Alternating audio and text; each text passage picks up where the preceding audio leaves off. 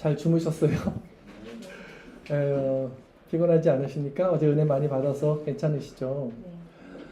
어제 사경회에도 고생 많이 하셨고 또 기도로 동참해 주신 모든 분들 감사 말씀을 드립니다. 어제 제가 들었던 귀한 그 사경의 말씀 중에 기억이 나는 게 주제가 옛 언약과 새 언약이었는데 이 말씀이 저는 딱 마음에 꽂혀서 지금까지 새겨졌습니다. 옛 언약, 이게 율법이란 말이죠.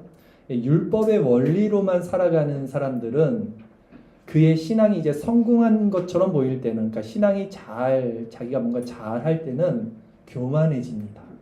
그리고 실패할 때는 자기가 율법적으로 신앙생활을 잘 못했어요. 그때 어떻게 됩니까? 절망으로 이어진다. 저 이 말이 다 마음에 새겨지더라고요. 딱 나의 모습이더라고요. 딱 여러분들의 모습 아닙니까? 우리는 알게 모르게 은혜로 말미암은 신앙임에도 불구하고 자기 자신의 행위와 어떤 근거를 믿음의 토대로 삼고 있는 죄성을 가지고 있어요. 누구나 벗어날 수 없어요. 그래서 내가 신앙생활을 좀 잘한다 싶으면 기고만장해져요.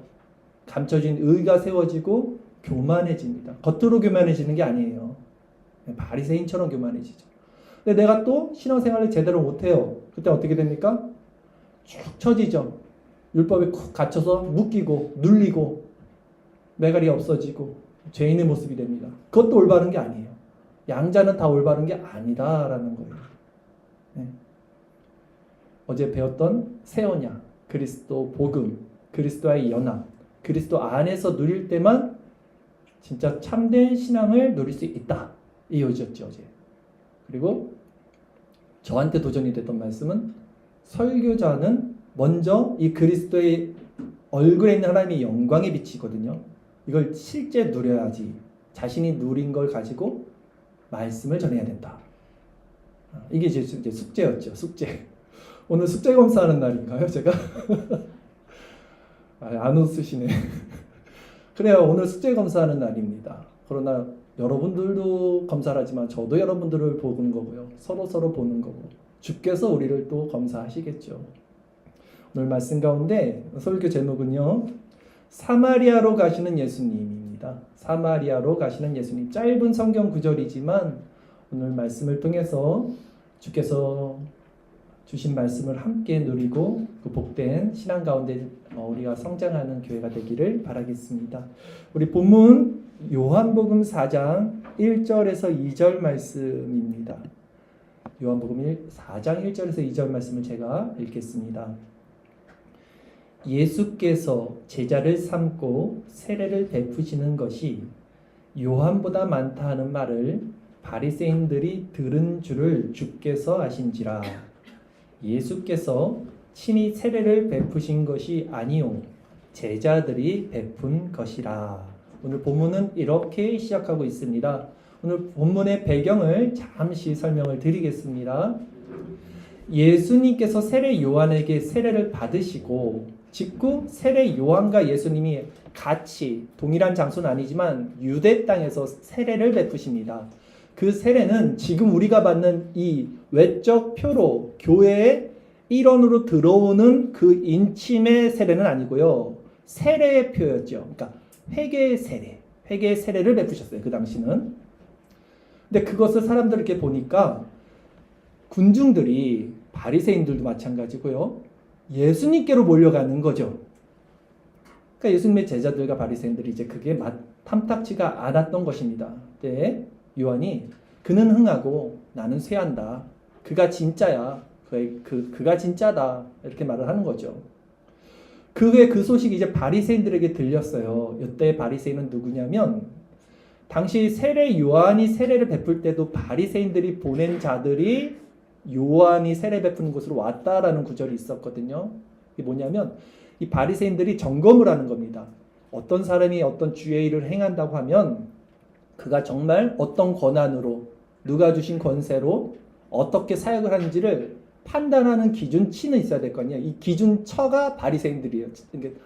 자칭이죠, 자칭. 자기들이 그걸 이제 기준을 잡고 있기 때문에 사람들을 보내서 점검을 하는 거예요. 저 사람 진짜 사역자인지 아니면 어디서 굴러먹다 온 사람인지. 똑같은 겁니다. 세례 요한에게 보냈던 그 바리새인들이 예수님도 사역을 하고 나가 예수님이 더 큰 사역을 하니까 이제 보낸 거예요. 그게 바로 오늘 본문에서 예수님이 그 자리를 피하신 이유가 돼요. 예수님께서 제자를 삼고 세례를 베푸시는 것이 요한보다 많다는 이 바리새인들이 들은 줄. 이 바리새인이 그 바리새인입니다. 네. 자, 근데 세례 요한은 어땠냐면 그럼에도 그나마 전통이 있었어요. 그러니까 가문이 있었어요. 족보가 있었죠. 그 아버지가 제사장 가문이란 말이에요. 근데 예수님은 족보도 없어요. 듣보잡이라고 해요. 요즘에서는 듣도 보지 못한 그 어디 그냥 나사렛 시골 그쪽에서 선지자가 날 수 없다고 이제 유대인들은 생각한단 말이죠. 목수 이런 출신. 근데 바리새인 입장에서 이제 싫은 거죠. 신학을 제가 하기 전에 신학교를 가기 전이죠. 하나님 은혜를 받아서 하나님 말씀을 전하면 꼭 저에게 딴지를 거는 사람들은 누구냐면 신학교를 다니는 사람들이었습니다. 신학을 배우는 사람들은 너 어디 소속이야? 너 전통이 어디야? 너 어느 학교 출신이니? 이걸 먼저 봐요. 그래서 일단 제가 출신이 없잖아요. 일단 접어듭니다. 저는. 그래서 내가 그래 나도 학교 가야 되는구나 해서 신학을 시작한 거예요. 학교 갈 생각 없었어요. 그냥 사역만 하고 싶었어요. 그래서 학교를 시작한 거예요. 30대 초에. 이거죠. 그들의 기준은 항상 그 사람이 보는 어떤 학문적인 거, 공신력 있는 세상이 인정하는 그런 것들, 그거 다 필요 없다는 건 아니지만 그게 전부다는 아니라는 거죠. 그런 기준으로 바리새인들이 지금 예수님을 못마땅하게 여긴 것입니다. 자, 그래서 예수님은 일단 이들을 피해서 이제 어디로 가시는가? 이때 갈릴리로 가십니다. 갈릴리로 가신 이유는 무엇인가? 본문을 다시 한번 볼게요. 요한복음 4장 3절 4절 말씀 오늘 짧죠? 제가 읽어드리겠습니다.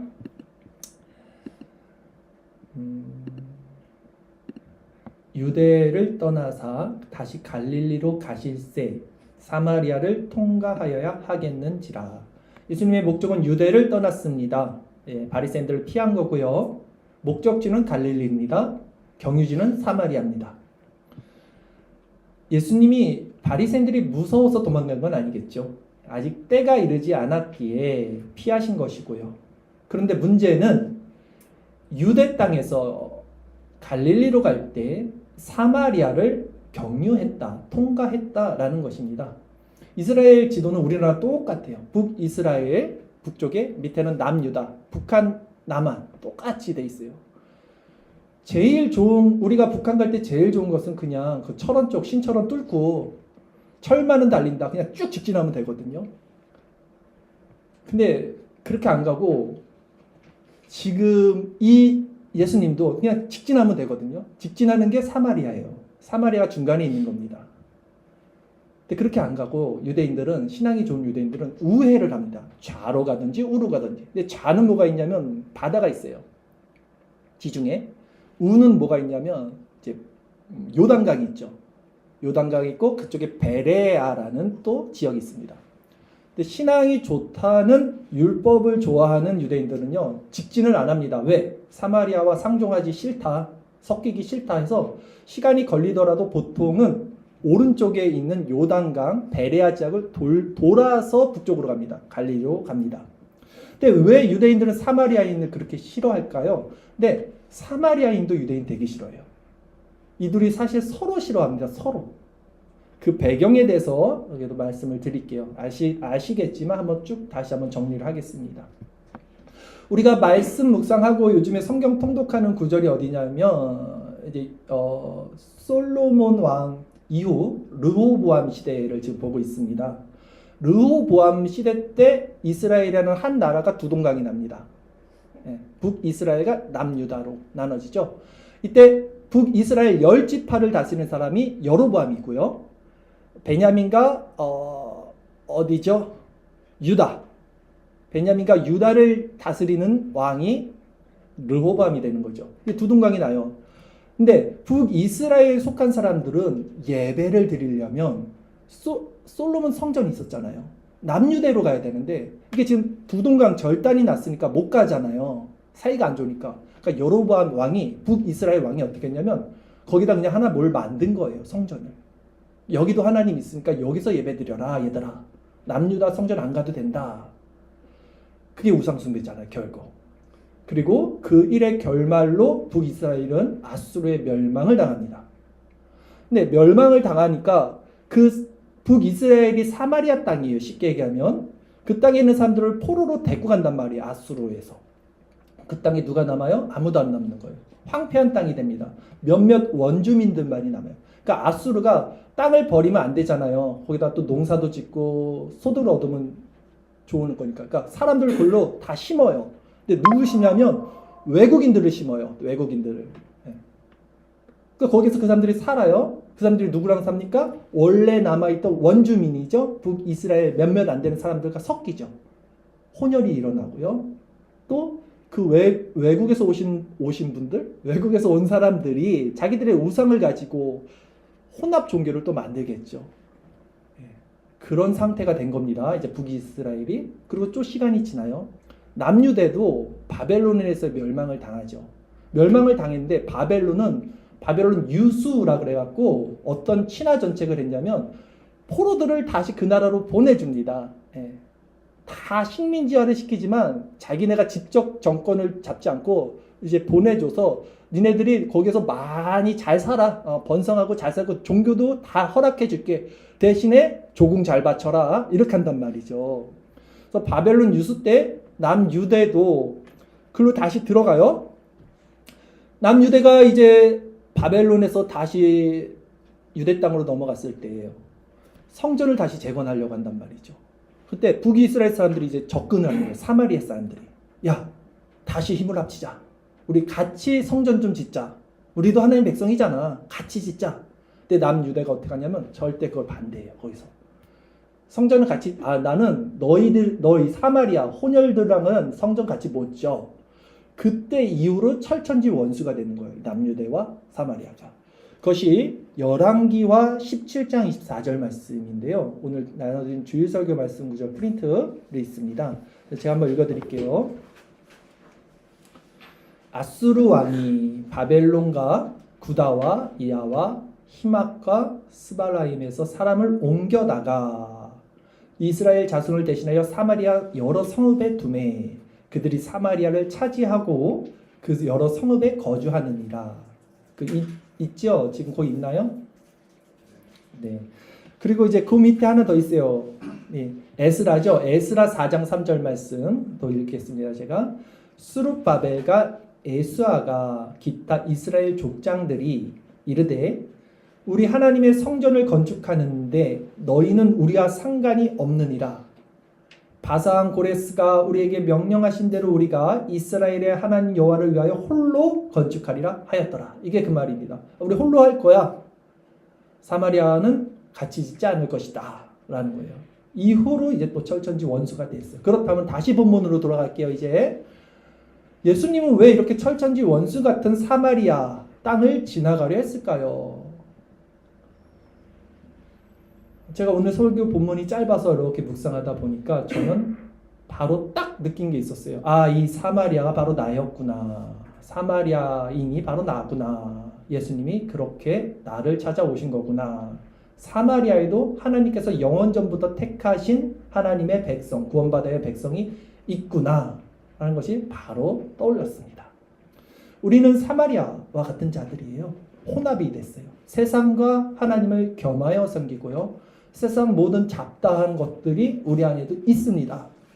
거룩한 하나님은 그런 것들과 하나 될 수 없습니다. 우리는 사마리아와 같은 자들입니다. 때문에 그러기에 예수님께서 사마리아로 지금 가셨다는 것이 우리에게는 위로가 될 수 있어요.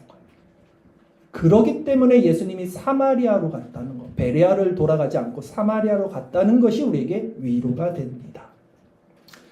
그리스도께서 사마리아로 오시지 않았다면, 우리에게 오시지 않았다면 우리는 그분을 만날 수 없어요. 우리는 그렇게 되면 멸망당할 수밖에 없습니다. 그러나 그분은 저주받은 땅 사마리아, 죄악으로 가득한 우리 마음에 친히 찾아오신 분이십니다. 왜냐하면 주님이 그렇게 말씀하셨어요.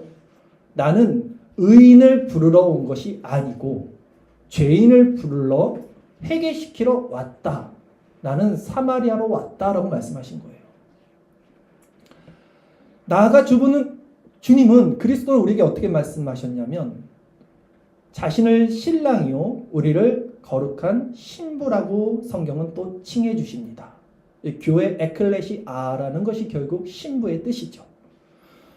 여러분, 우리는 그 신부라는 정체성을 가지고 있습니다. 그런데 우리의 또 정체성은 무엇입니까? 사마리아라는 거예요. 사마리아 같은 신부가 된 거예요, 우리는. 매우 더럽죠. 비참하죠. 또 연약하죠. 그 처지에 놓인 신부입니다. 근데 그 신부의 신랑이 누굽니까? 매우 친절한 성품을 가지고 너무나 온유한 마음, 겸손한 마음, 사랑의 마음을 가지고 있는 신랑이 그 신부 곁에 있다면 그 신부의 마음은 어떨까요, 여러분? 그 신랑은 연약한 그릇인 신부를 어떻게 부드럽게 대해야 할지를 알고 계시죠. 그리고 연약하다는 이유로 그녀를 배척하는 것이 아니라 오히려 더 불쌍히 여기시는 분이라는 사실을 만약에 신부가 안다면 이제 신부의 마음은 어떨까요? 오늘 설교의 목적은 이것입니다. 우리로 하여금 그리스도의 이 사랑과 마음 안에서, 즉 신랑의 온유하시고 겸손하신 다스림 안에 신부인 우리가 들어가도록 초대하려는 것이 오늘 설교의 목적이 됩니다. 또 신랑의 지배를 거부하는 모든 변명과 위선을 벗기고요. 그리스도께서 이루신 구원 역사의 달콤함을 여러분들에게 보여주는 것이 오늘 제 숙제죠. 설교의 목적입니다. 그리스도께서는요, 연약한 자들을 너무나 사랑하시기 때문에 그들의 영혼을 현재보다 더 나은 상태로 만들고 싶어요. 이게 신랑의 마음입니다. 신부가 더러움 가운데 있다고, 연약한 가운데 있다고 면박 주는 것이 아니라 더 좋은 상태로 신부를 이끌어가는 것이 신랑의 마음이에요.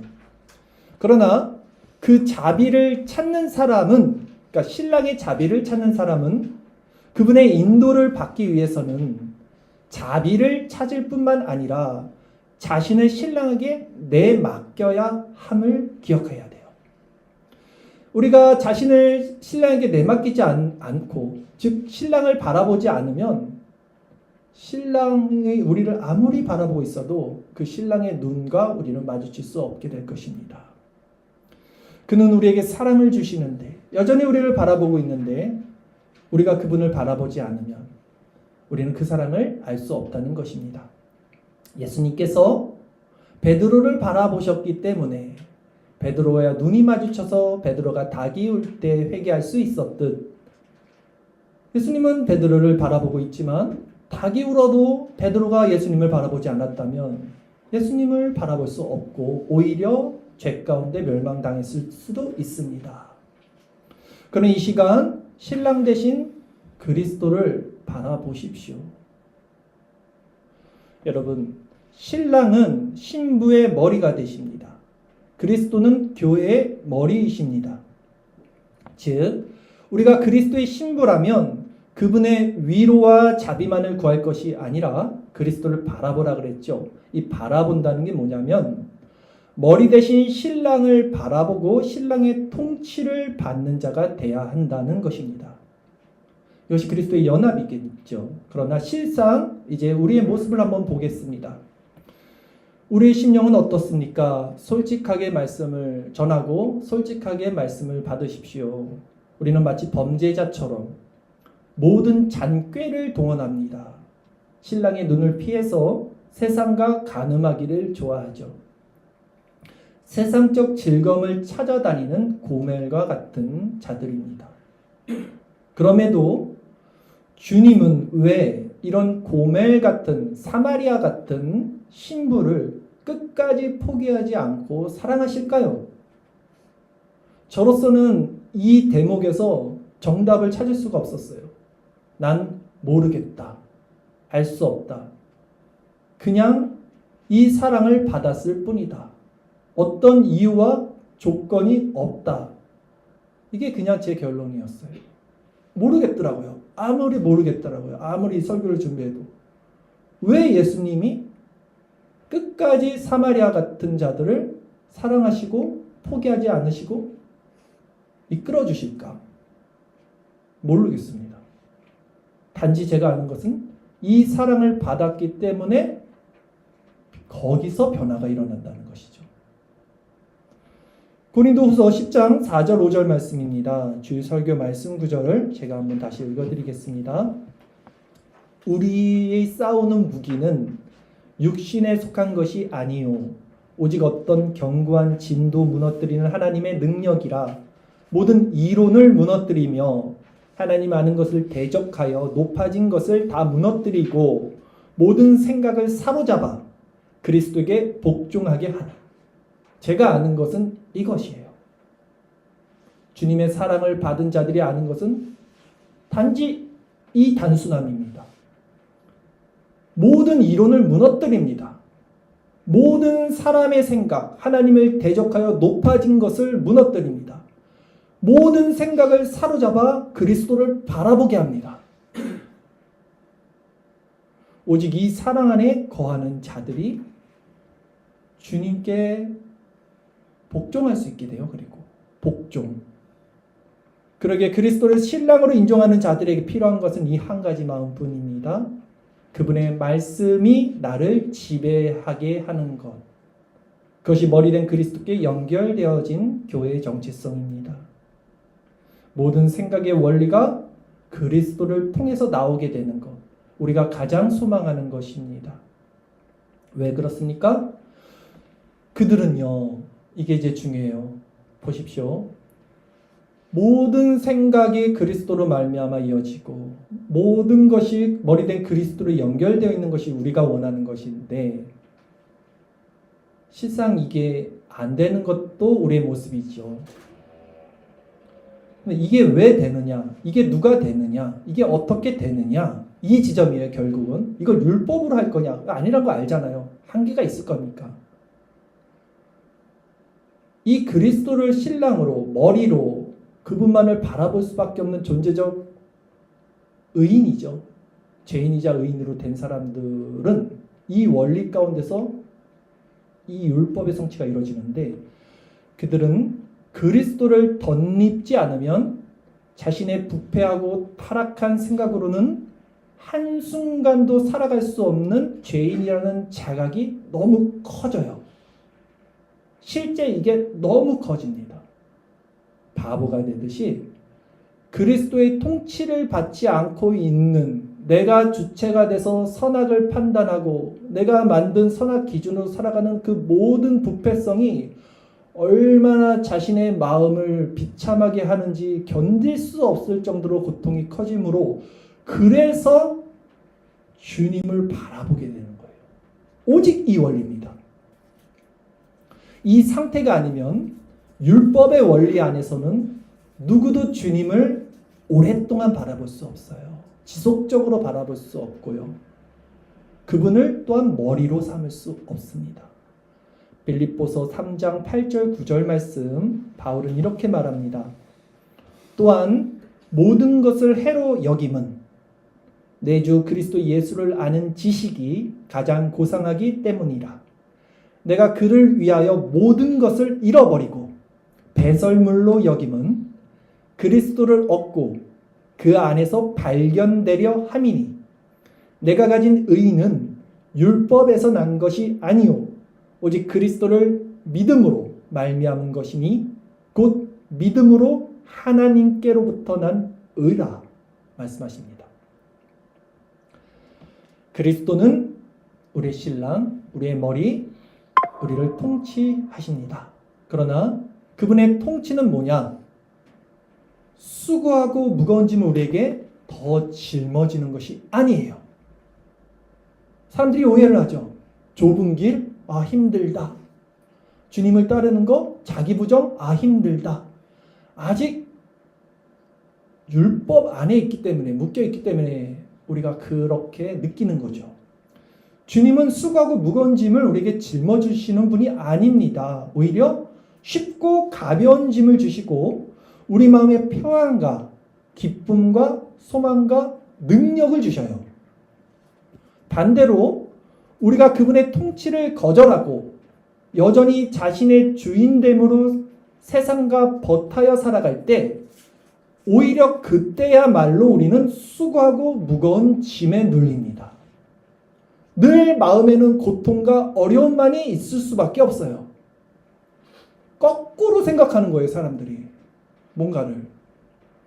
세상의 눈으로는 넓은 길이 사는 것 같고 돈 많이 벌고 행복하고 건강하고 명예가 있으면 좋을 것 같고 그럴 것 같지만 그 허영의 시장이죠. 철로역정에 나오는 모든 것을 다 가진 시장. 그러나 우리가 찾는 것은 없어요. 주님은 없습니다. 그곳은 필경, 멸망, 사망입니다. 그러니 이 시간 주의 음성을 들으십시오. 그 죽음의 길에서 돌이키십시오. 그 사망의 권세, 그 세상의 기쁨, 허영의 시장에서 돌이켜 나오십시오. 시간이 얼마 남지 않았습니다. 말씀은 계속해서 여러분들에게 주어지는 것은 아닐 수 있습니다. 여러분, 성경에는 예수님을 따르려 하다가 결국 근심하여 돌아간 부자 간원의 이야기가 있습니다. 성경은 분명히 명확해요. 확실하게 말씀을 선포하죠. 우리가 모든 진리를 안다 하더라도 받지 못하는 이유, 그래서 애써 모든 말씀을 외면하려는 것, 자기 합리화를 하려는 것, 그 자들에게 성경은 명확하게 선포합니다. 누가복음 14장 34절 말씀을 읽겠습니다. 제가 읽어드리겠습니다. 이와 같이 너희 중에 누구든지 자기의 모든 소유를 버리지 아니하면 능히 내 제자가 되지 못하리라. 진리예요. 마태복음 13장 44절 천국은 마치 밭에 감추인 보화와 같으니 사람이 이를 발견한 후에 숨겨두고 기뻐하며 돌아가서 자기 소유를 다 팔아 그 밭을 사느니라. 진리입니다. 그런데 여러분 이 두 말씀 한번 비교해서 생각해 볼게요. 첫 번째 말씀은 부자 간원. 예수님을 섬기고 싶었지만 따르지 못했고, 또 마태복음 13장은 어떤 밭에서 보화를 발견한 사람의 이야기입니다. 부자 간원은 왜 예수님을 따르지 못했을까? 자신의 소유를 버릴 수 없었죠. 그래서 예수님을 따를 수 없었잖아요. 그러면 보화를 발견한 사람은 왜 어떻게 자신의 소유를 팔 수 있었을까? 보화를 발견했으니까 파는 거예요. 기뻐했잖아요. 보화를 발견했으니까 재산을 팔 수 있었습니다. 즉 그리스도를 발견한 사람들, 그리스도를 만난 사람들만이 결국 자신의 소유를 팔 수 있다는 결론이 나와요. 발견하지 못했는데 어떻게 자신을 소유를 팔 수 있고 십자가에 못 박을 수 있겠어요, 자신을? 여러분은 그리스도라는 보화를 발견한 사람들이십니까? 그렇다면 다음 말씀을 정직하게 여러분 마음에 또한 비춰보십시오. 누가복음 16장 13절 말씀입니다. 제가 읽겠습니다. 집 하인이 두 주인을 섬길 수 없나니 너희가 하나님과 재물을 겸하여 섬길 수 없느니라. 지금 이 말씀이 여러분에게 어떻게 다가오십니까? 부자 간원이 느꼈던 것처럼 하나님 사랑해요? 섬길 수 있어요? 재산 다 팔고 와라? 심히 근심하여 돌아가느니라. 그리고 애써 외면하고 지금은 못 따르지만 나중엔 따를게요. 장사 지내고 따를게요. 신앙은요, 이런 지식적 동의, 의지적 결단, 감정적 카타르시스 아니에요. 아니에요. 내 삶이 실제 어떻게 변화되어 가고 있는지, 누구로 말미암아 내가 어떤 변화를 경험하고 있는지, 이 신앙은 방향성이에요. 방향성이에요. 그 방향성의 시선이 그리스도를 향해 있을 때만 온전한 길로 걸어가는 거예요, 신앙은. 얼마 전에 친구가 큰 수술을 받았습니다. 여러분도 아시는 분들 있겠죠? 그 친구가 이제 수술 후에 저에게 얘기를 했습니다. 수술실 자기가 들어가기 전에 굉장히 위독한 수술이었고요. 6시간 이상 죽을 수도 있다라는 말을 들은 어떤 그런 순간의 수술이었습니다. 의사가 이렇게 말을 했대요, 자기에게. 나만 믿으라. 나만 믿으세요. 자기만 믿으세요. 그리고 이제 수술이 끝났어요. 근데 그 후에 의사가 잘 찾아오지도 않고 봐도 그냥 쓱쓱쓱쓱 하고 가고 친절하게 안 하더래요. 그 의사가 나쁜 의사입니까? 아니에요. 생명을 살렸잖아요. 생명을 살리는 게 중요해요? 아니면 생명을 안 살려놓고 괜찮아. 내가 마음 위로해 줄게. 이게 중요합니까? 생명을 살리는 게 중요하지 않아요? 생명을 살리는 게 의사 일이에요. 그것이 필요 없다는 건 아니죠. 가서 괜찮습니까? 말해주면 얼마나 좋아요. 이신정신. 근데 그게 아니더라도 생명을 살리는 게 먼저죠. 그게 진짜 좋은 의사죠. 청교도들은 목사를, 설교자를 영적 의사라고 말한다고 하네요. 의사는 환자의 몸을 절개합니다. 그러나 완전히 조각내지 않죠. 죽이지 않잖아요. 가장 가슴이 아픈 것은 환자가 자기 상태를 모르고 있을 때, 그리고 그 의사에게 수술을 자기 몸을 내어주지 않을 때, 내 몸은 내가 잘하니까, 이런 사람들 있잖아요. 나 아직 괜찮아. 건강해. 그러다 이제 죽는 거잖아요. 의사는 환자를 진찰하면요, 무엇이 문제인지는 알게 됩니다. 그럼에도 의사가 수술을 하려면 환자의 동의가 필요해요. 동의가 필요합니다. 우리 아이가 만약에 부모님 말을 끝까지 안 들으면 어떡하냐면, 이제 부모는 기도만 해요. 더 이상 말을 할 수 없으면 기도만 하고 있어요. 왜? 아이니까, 사랑하는 자식이니까, 여전히 사랑하니까 말 안 듣는다고 내팽개칠 수는 없잖아요. 이것이 하나님이 우리를 대하고 있는 마음이에요, 여러분. 언제든 환자가 의사를 믿고 자기 죄 상태를 인정하고 수술대 앞에 선다면 그리스도는, 실제 그리스도가 우리의 의사이시죠. 이 그리스도는 우리를 언제든 치료해 줄 수 있는 능력이 있으신 분인데, 혹시 우리가 거부하고 있는 것은 아닐까? 말은 위로를 받고 싶은데 실제 그분을 신랑으로 인정하고 있지 않는 것은 아닐까? 실제 그분의 통치를 받고 싶어 하지 않는 것은 아닐까? 실제 수술대에는 올라가고 싶지 않은 것은 아닐까? 그냥 약만 좀 먹었으면 좋겠는데요, 이러고 있는 것은 아닐까?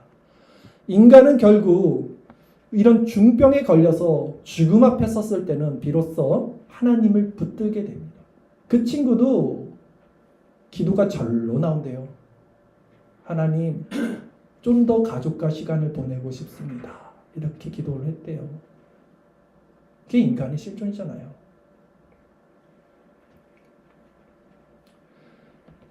집 떠난 아들 탕자 비유 아시죠? 집을 떠났지만 아버지는 끝내 기다리시는 거, 아들을. 예수님은 끝까지 자기 사람을 사랑하시고 기다리십니다. 이것은 예수님의 속성이에요. 근데 여러분, 그래, 예수님 내가 돌아오기를 기다리는 분이구나. 맞아요. 근데 이것도 똑같이 지금 들으셔야 돼요. 예수님은 자기 사람을 끝까지 사랑하시는데, 요한복음 21장인가요? 나오죠? 그래서 가룟 유다까지 사랑하셔요, 예수님이. 자기를 팔자가 누군지 알았음에도 계속해서 언지를 줘요. 손을 넣는 자가 나를 팔 것이다. 가룟 유다에게 언지를 주는 거예요. 너 돌이켜라. 나 다 알아, 지금. 너 돌이켜야 된다. 근데 가룟 유다는 끝까지 돌이키지 않고 나가죠.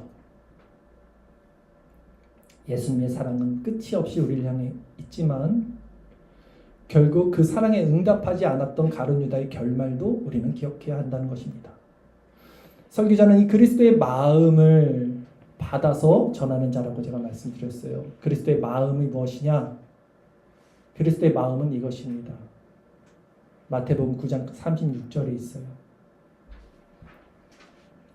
무리를 보시고 불쌍히 여기시니 이는 그들이 목자 없는 양과 같이 고생하며 기진함이라.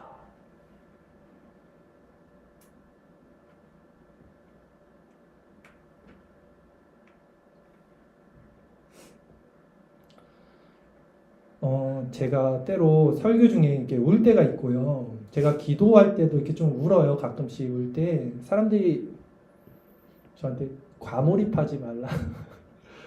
장난이죠. 그리고 어떤 사람들은 무슨 일 있어요?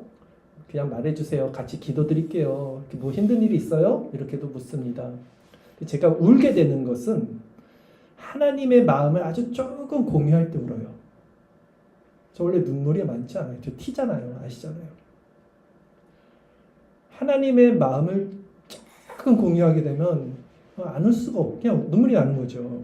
목자 없는 양같이 우리들의 모습, 무리를 보시고 불쌍히 여기시니 이는 그들이 목자 없는 양과 같이 고생하며 기진함이라. 요한복음 11장 35절 예수께서 눈물을 흘리시더라. 예수님의 눈물이 지금도 여러분과 저를 붙들고 있는 거예요. 여러분 이거 기억하시면 돼요. 내가 우는 거는 감정이 우는 거고 지금 저는 감정에서 우는 거고요. 이 감정의 눈물에 속을 필요도 없고 예수님의 눈물을 기억하셔야 돼요. 예수님의 눈물이 지금 여러분과 나를 붙들고 있는 오직 유일한 우리의 소망이라는 겁니다. 이 예수님의 눈물이 있기 때문에 우리에게는 여전히 소망이 있다는 거예요. 이게 중요해요. 사람의 눈물이 아니에요. 예수님의 눈물. 왜냐하면 그분은 지금도 하나님 우편에서 목자 없는 양같이 고생하며 기진하는 자들에게 그 시선이 가시고 울고 계십니다. 기도하고 계시죠. 우리 주님은 그런 자를 구원하시기 위해 의인의 땅인 유다가 아닌 죄인들의 땅인 사마리아로 가신 분이십니다. 지금도 그분은 지금도 세상 지혜 있는 자들, 세상의 의인이라고 자칭하는 자들의 마음이 아니라 그들과 함께 있지 않아요. 더럽고 추악한, 그래서 도저히 의롭고 선하게 살아갈 수 없는 그런 자들의 마음을 향해 가고 계십니다. 지금도 그리스도는 하늘에서 자신을 찌른 사람들을 위해서, 자신을 배신한 사람들을 위해서, 자신에게 침뱉고 못 박은 사람들을 위해서 눈물을 흘리며 기도하고 계시는 분이십니다. 그분은 온유하고 겸손하신 우리의 왕이십니다. 그분은 우리를 이 사랑의 나라의 백성으로 아무 조건 없이 삼아주셨습니다.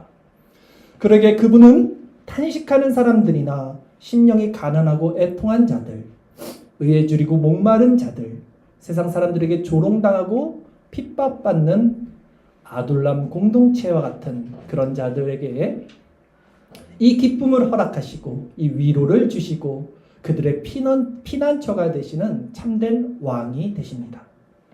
제가 지금까지 살면서 경험한 한 가지를 말씀드릴게요. 가끔 말씀드렸던 것 같기도 한데 예수님은요, 자신의 비참함을 알고 그 비참함을 통해서 그 예수님 앞에 나오는 자들을 한 번도 내치지 않으시는 분이십니다. 제가 이 사실은 제 인생에서 경험으로도 성경의 증언으로도 알 수 있습니다. 그를 배신하는 고멜 같은 자라도 찾아가서 또 안아주시고 씻겨주시고 감싸주시고 세워주십니다. 그것은 세상은 어떻습니까? 3세번이라는 말을 하죠. 3세번. 같은 죄도 3번 이상 당하면 아웃, 3아웃이잖아요. 사람들은 용서하지 않아요. 3번 넘어가면. 그러나 주님은 제가 죄를 지을 때마다 그럼에도 비참함을 가지고 주님을 찾을 때마다 3-4번이 아니라 진짜 70번에 7번 그 이상도 용서하셨던 분이에요. 그리고 그 사랑 앞에 제 마음은 항상 매번 녹았고 그 사랑으로 말미암은 제 영혼은 평안 가운데 쉴 수 있었고 생명력 있는 삶을 비로소 살았습니다. 오직 그 상태에서만 저는 생명력 있는 삶을 누렸습니다. 그러나 저한테 가장 고통스러웠던 건 뭐냐면 그것이 영원하지 않았다는 거예요.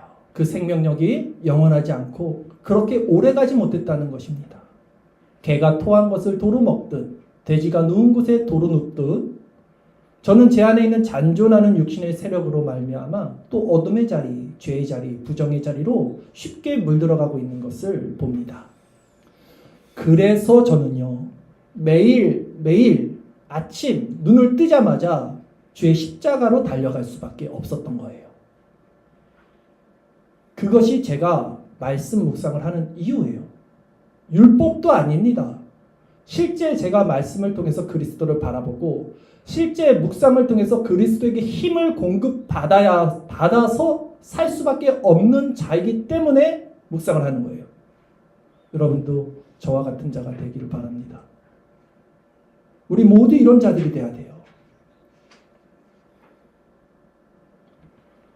세상과 버타는 것이 오히려 너무 큰 고통으로 다가오는 자들이 돼야 됩니다.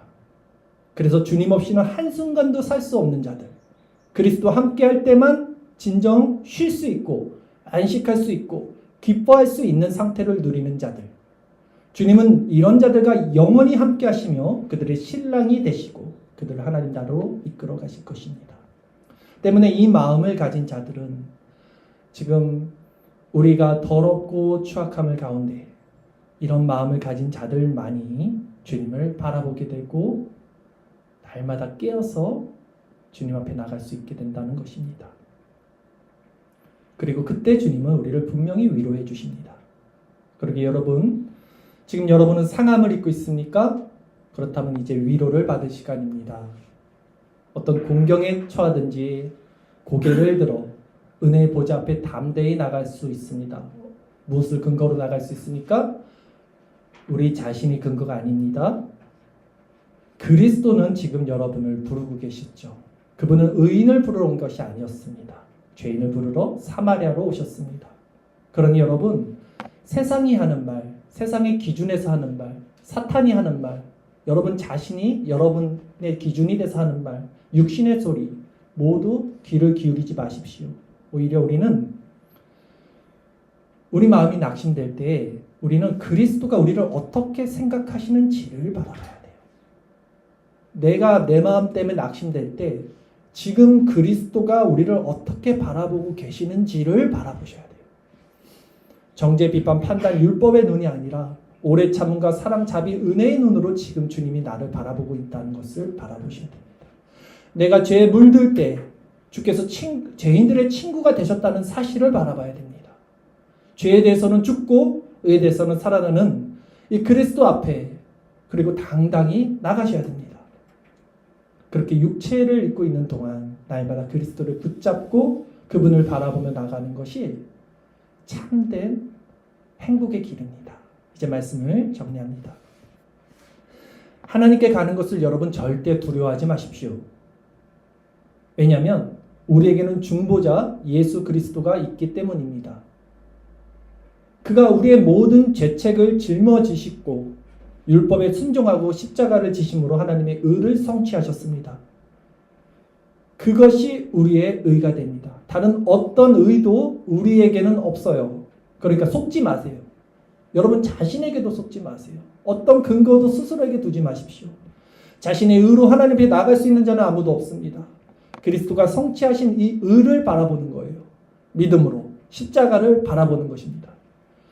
그리고 자신이 불뱀에 물린 자라는 사실을 아는 것입니다. 그럴 때 장대에 들린 노뱀을 바라보게 되겠죠. 그분은 우리의 친구이고 우리의 형제이고 우리 신랑이시고 우리의 왕이 되십니다. 누구든지 그리스도 안에 있으면 새로운 피조물이 됩니다. 이전 것은 지나갔습니다. 이제 새 것이 됩니다. 주님은 지금도 우리에게 동일하게 말씀하십니다. 주님을 바라본다는 것은 무엇입니까? 세상을 바라보지 않는 것입니다. 그렇다면 누가 세상을 바라보지 않습니까? 누가 세상을 사랑하지 않습니까? 세상을 사랑하는 것이 너무나 오히려 수고하고 무거운 짐이 되는 자들, 너무나 큰 고통이 되는 자들, 그런 자들이 세상을 바라보지 않고 주님을 바라봅니다. 자, 여기서 한 가지만 말씀드릴게요. 여러분들의 이해를 돕기 위해서 말씀을 드립니다. 주님을 바라보면요, 세상을 살지 말라는 말이 아니라 실제 주님을 바라봤을 때만 온전한 지혜가 주어져요. 지식과 지혜가 주어져서 그 지혜를 가져야지만 세상을 잘 살 수 있어요. 주객이 전도되지 마시고 주님 안에서 세상을 누리는 법을 배우셔야 됩니다. 이렇게 말씀드릴게요. 수고하고 무거운 짐진 자들아 다 내게로 오라 내가 너희를 쉬게 하리라. 이 아침 어둠의 땅, 고통의 땅, 죄악의 땅 사마리아로 친히 찾아오신 주님을 찬양합시다. 죽으시고 부활하사 우리 주가 되신 그리스도의 이름을 높여드립시다.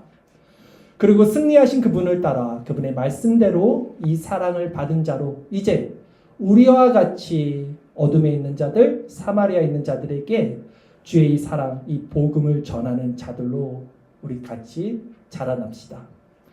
끝으로 골로새서 3장 8절, 10절 말씀을 함께 읽으며 오늘 말씀을 마치도록 하겠습니다. 골로새서 말씀 3장 8절 10절 우리 같이 읽겠습니다. 시작. 이제는 너희가 이 모든 것을 벗어버리라. 곧 분함과 노여움과 악의와 비방과 너희 입에 부끄러운 말이라. 너희가 서로 거짓말을 하지 말라. 옛사람과 그 행위를 벗어버리고 새 사람을 입었으니 이는 자기를 창조하신 이의 형상을 따라 지식에까지 새롭게 하심을 입은 자니라. 아멘. 기도드리겠습니다.